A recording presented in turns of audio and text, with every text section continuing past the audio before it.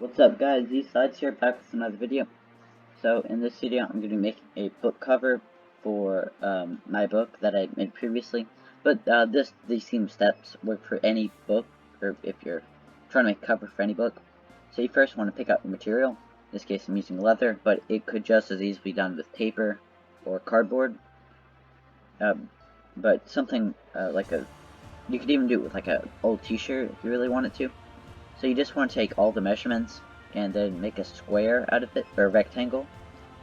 And then you want to make sure that on the lengthwise of it, you want to add about an extra 1.5 inches to each side, so that it can tuck back into the book itself. And you want to make it slightly taller than the actual book, because instead of like any other material, you can just cut it down to size. Here, I just quickly traced the pattern out, and then I'm wood burning it into leather. This is the first time I wood burn leather, but I think it came out pretty good. And it definitely helps to have a template for wood burning. And after I wood burn it, my first idea was to paint it, because I thought it would kind of be more opaque and let the leather shine through. But as you can see here, it just looks like paint. You can't really tell that it's leather. So I didn't really like that, so I decided to pivot, but more on that later.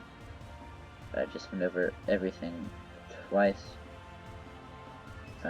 Double coat it. So I thought the teak oil would thin it out a little bit, but it didn't. So then I tried nail polish remover to thin that out, or to try to also thin it out. That ended up just dissolving it, but it wasn't dissolving it well. So my next thought was turn to sanding it. Oh, yeah, after I tried the teak oil, I went to sanding it, and it was interesting sanding leather. It's just a lot of surface to sand, but once you sand leather down, it becomes a lot softer and a very different material than what it normally is. So I thought that was interesting, because that was my first time experiencing sanded leather. And it was a lot lighter than I thought. That worked out. And when you sand leather, it creates a lot of dust, which, yeah, I think that was also a pretty interesting thing about it. So after I get it all sanded down, as you can see, there's still the little indentions from where I wood burnt previously. Those deeper. So when I wood burnt, I just use those same lines as my template. I didn't need to make a new template because they were already burnt. And I just turned it sideways and started filling in the areas that were dark green previously. Just shaded them in. And it is a good contrast, and it looked how I more want it to. Not green, but you can definitely tell that it's leather.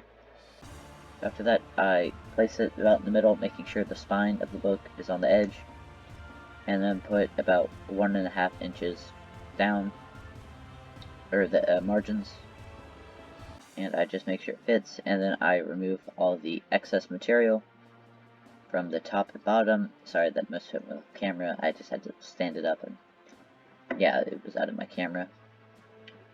But I'm pretty happy with this, with how this turned out. And Z-Slides out.